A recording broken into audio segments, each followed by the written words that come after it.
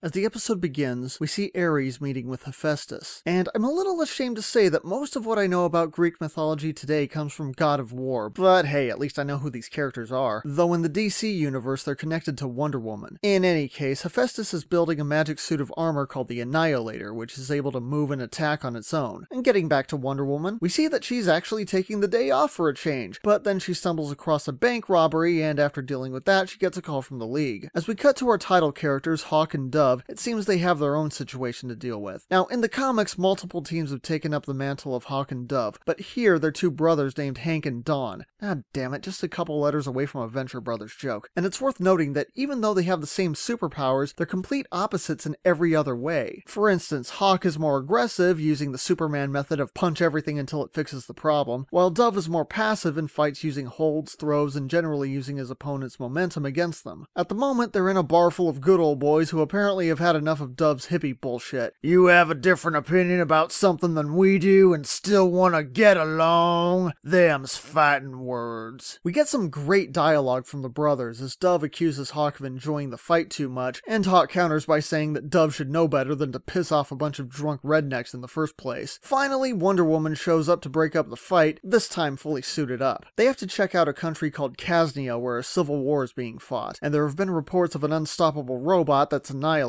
everything. Wonder Woman spots Hephaestus' mark and goes to ask him about it. And I'll say this much, it turns out that Hephaestus is a lot more thoughtful than I gave him credit for. He says that each of his creations, including Diana's armor, has a weakness built in so that no one using them can become too powerful. But he draws the line at revealing what each weakness is. That's something you have to figure out for yourself. After all, how confident would Diana be if someone found out that her bulletproof bracelets dissolve at the sound of Morgan Freeman having an orgasm? Or is that her having an orgasm while being narrated by Morgan Freeman? Oh well, either way. Thanks to the opening scene, we know that the Annihilator responds to acts of aggression, so it's effectively useless during times of peace. And speaking of which, we cut to Ares talking to the leader of the North Casnian army, who he gave the Annihilator to. Apparently, the South Casnians all retreated, and that suits the North Casnians just fine. Though Ares was counting on them seeing just how powerful the Annihilator was and then taking over the entire country and then some. But the North Casnian leader stands his ground. He will fight to protect his people, but he isn't bloodthirsty. He will drive his enemies out of his territory, but he will not conquer them. But video game franchise or not, Ares is still the god of war. And having an all-powerful suit of battle armor that ends the war in one day just won't do, so he changes form and takes the man's place to keep everything going. Meanwhile, Hawk, Dove, and Wonder Woman are still stuck on what to do, and eventually they figure that since nothing else has worked, they might as well try a non-violent solution. Still, it's a very tense situation as everyone is hesitant about putting their weapons down. They're not completely sold on the idea until Ares reveals himself like a Scooby-Doo villain and says, "You may have won this time, Captain Planet, but I'll be back. Just you wait and see."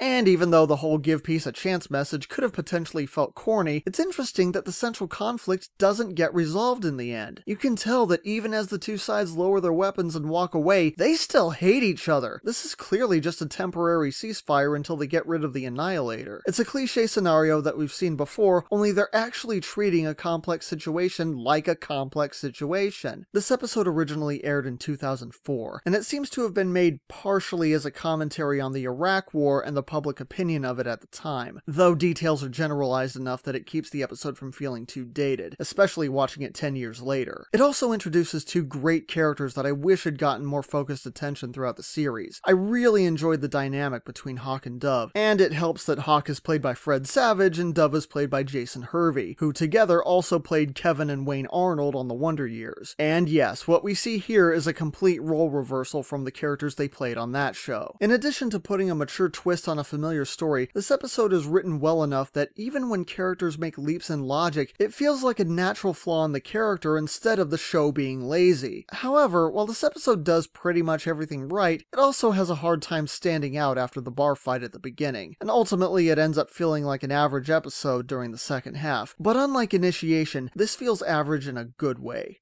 Hawk and Dove gets a 7 out of 10.